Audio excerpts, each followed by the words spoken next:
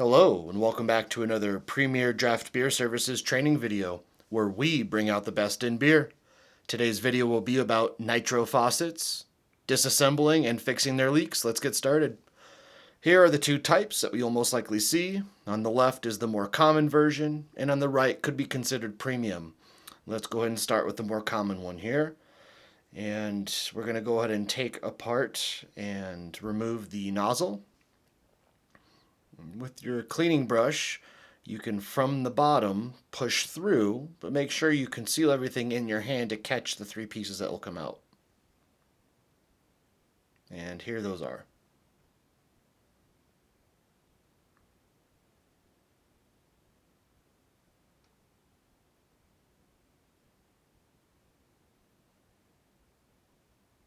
Breaking these apart are pretty easily.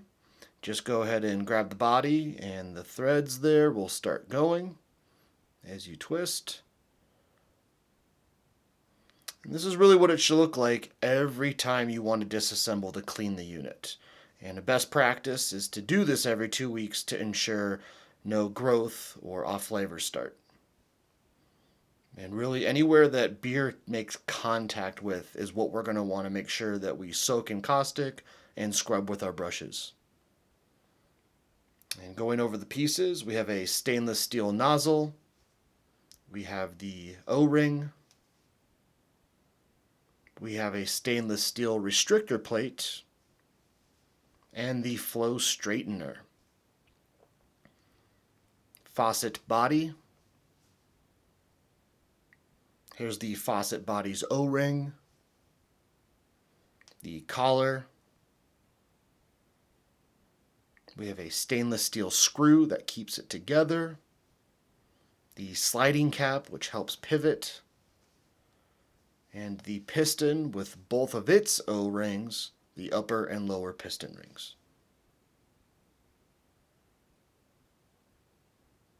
So if we notice any leaks from the bottom of this faucet or the nozzle, it's going to be most likely one of those two piston rings that need to be replaced.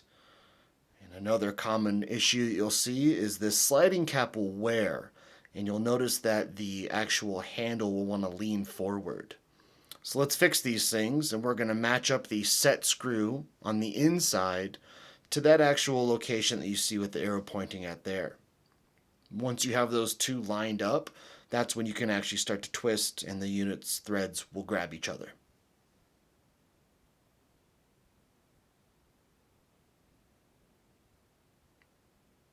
Let's remove that screw there so we can access the sliding cap.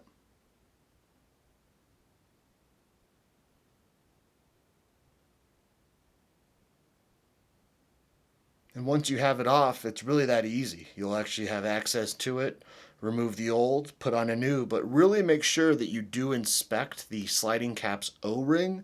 This can be depressed, cut, or scored, and replace that as needed, as that could be another source of a leak.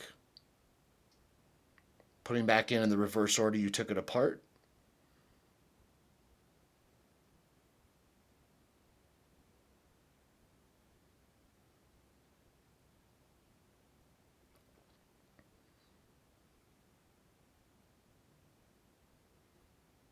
All right, there's the new pivot cap. Everything's straight, everything's tight. And the final part of the assembly is getting this all back together in the opposite order you took it apart. Sometimes you got to tap or shake to get that restrictor plate to sit down properly. And then we can get that O-ring in there to keep everything in place.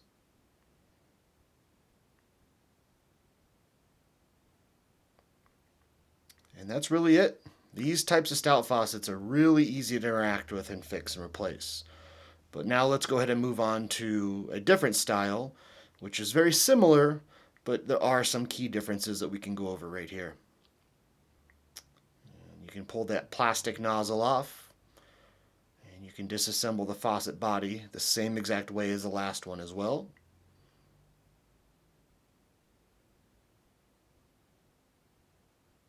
And removing those internal components is the same way. Go ahead and push out with your brush, catching them in your hand.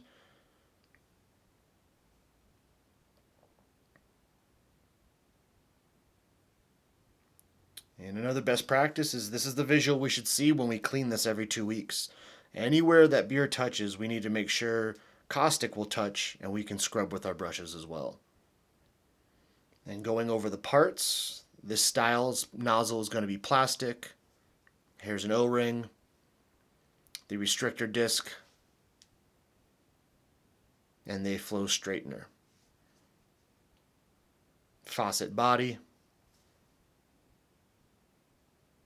We have the faucet body's O-ring, a collar to lock the tap handle in place, a screw or pin, and we'll go over that in a moment, and bonnet or sliding cap, and the diaphragm. And let's put all this back together, at least this portion, in the opposite order you took it apart.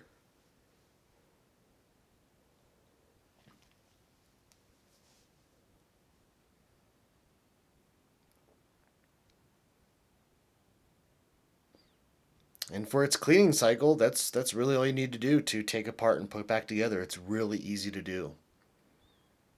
But if we discover some leaks or a hanging handle, here's some of the things that we need to go over. If we have a bottom leak, so let's get into it. So there may be a screw or there could be a rolling pin that you see right here. And since we have a pin, we're going to kind of have to knock that out. And I like to use a small screwdriver with a set of needle nose because the needle nose are heavy and will actually allow you to grab that pin too to pull it out. And go ahead and wiggle that pin out. And this is just like removing the screw on the last one. This will gain access to the internal components. And if your handle was leaning, there it is. You can go ahead and replace that cap and put it back in that same order. But since we have a leak from the bottom of this faucet, we need to get to the diaphragm of this.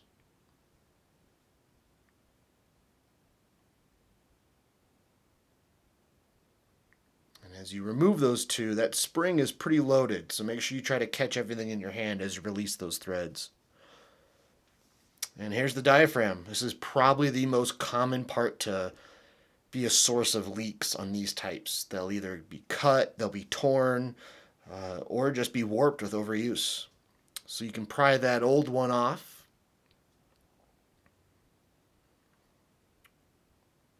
And here's all the internals. It's not a lot, just same order you took it off. Let's go in reverse. Install your new diaphragm. And place everything back in the opposite order you took it apart in.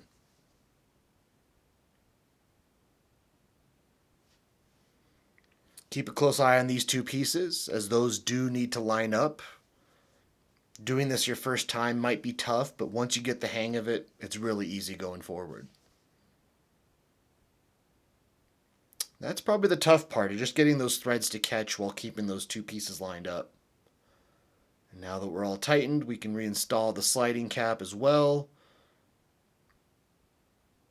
And getting that pin back in place is pretty easy. Just really make sure everything is lined up and just give it some light taps until it starts to move in the right direction for you.